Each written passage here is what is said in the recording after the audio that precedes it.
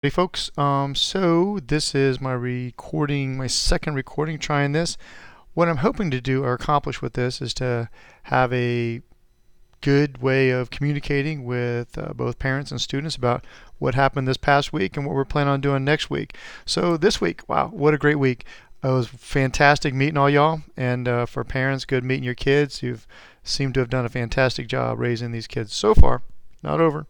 Um, we got to know each other a bit. We also got the kind of the outline of the year. Parents, your kids can fill you in on that. But if you have questions, please don't hesitate. Email is the best way to get in touch with me, bell.craig@brevardschools.org. Brevard Schools, all one word. We played Jenga. That was kind of fun. Jenga is life, right? Discovered about some things about life and art and life. What I'm really trying to do this first week is kind of give the students a sense of who I am, how I teach, but also to get them to think maybe in a different way, kind of open up the way that they're thinking and the angles and perspectives and trajectories in which their thinking might come into the ideas and move away from the ideas. We began our discovery of rhetoric and the rhetorical situation. Spent a day and a half or so on that.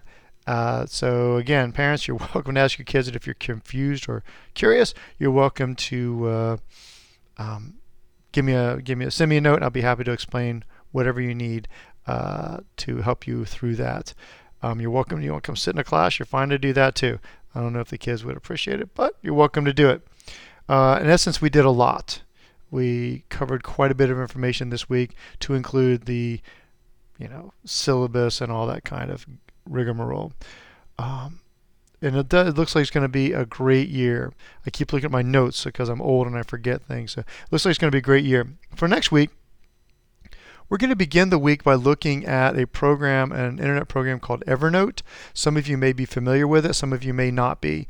For IB, and I know some of you are AP and non-IB students, but it's still a good tool for us to use in online organizational space. But IB is requiring a portfolio. So with this portfolio, they suggest that you should be able to use audio or video recordings and documents and things of that nature. I don't see any reason why we can't use an online space like Evernote.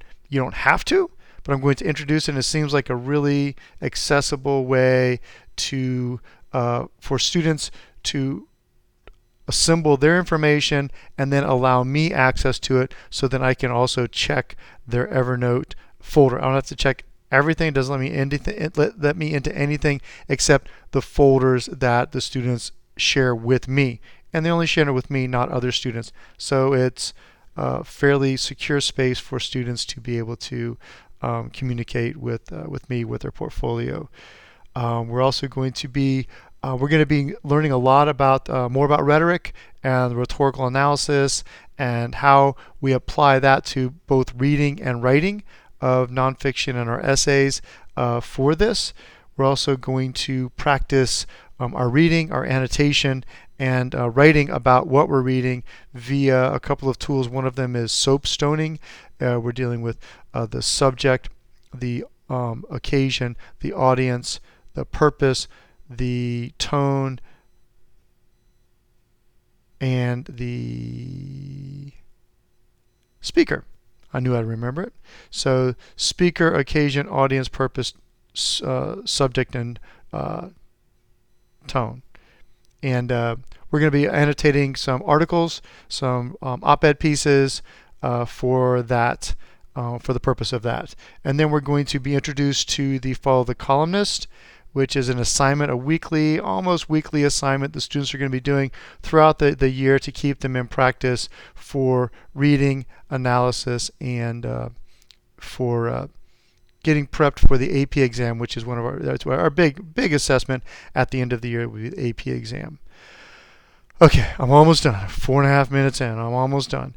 I did send a paper home for y'all to look at the books that we're reading through for this year. We're going to start with Flannery O'Connor short stories, little creepy Southern Gothic, writer from Atlanta. We're going to then do Gabriel Garcia Marquez, translation from Spanish to English. He is a Colombian writer, spent a good portion of his life in Mexico, exiled from Colombia. They don't like what he wrote. We're going to read him next.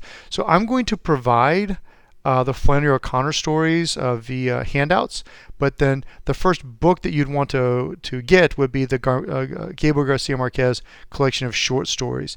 Then we're going to be reading 2 memoirs, one by Annie Dillard, one by Tobias Wolff, American Life and This Boy's Life, American Childhood and This Boy's Life. They're both memoirs of both Annie Dillard and Tobias Wolff. Male, female, from a similar era. Their ages are similar. So I thought it'd be interesting to get a perspective, both male and female. One is fairly challenging, Tobias Wolff, with This Boy's Life, and the other is fairly normal, An American Childhood, but not normal at the same time, by Annie Dillard. And then we're going to work with so that's those two. Then we're going to do Camus and The Stranger. So that'll take us through Flannery O'Connor, Gabriel Garcia Marquez, Wolff, Dillard, and then Camus. And then we're going to end the year with a pairing of Tram's Last Night I Dreamed of Peace, which is a memoir of hers. She was a physician for North Vietnam during the Vietnam War. And we're reading that with The Things We Carried by Tim O'Brien, a fictional piece of him writing about Vietnam, about a character named Tim O'Brien who was in Vietnam. So, and they were in Vietnam at the same or very similar times, late 60s, both Tram and Tim O'Brien, and we'll talk about that as we get to it. I just wanted to give you an idea of the order of books you might want to purchase. So to be Marquez, Wolff, Dillard, Camus, Tram, and O'Brien. If you're purchasing the books, that's the order that we would be reading them in. All right. Again, if you have any questions, don't hesitate to call. You can call, and I'll be happy to check the email. It's just a little more cumbersome with this system. But email me. I'll be happy to get in touch with you. And we have open house. I think it's next week. I think a week from yesterday. So the 22nd, I think 5 to 7, if I'm not mistaken, maybe 5:30 to 7:30 or 6 to 8. Check the web page for that, but I will try to send word home. But look forward to meeting you. If you can make it for open house, that'll be fun too. Thank you very much and have a great weekend.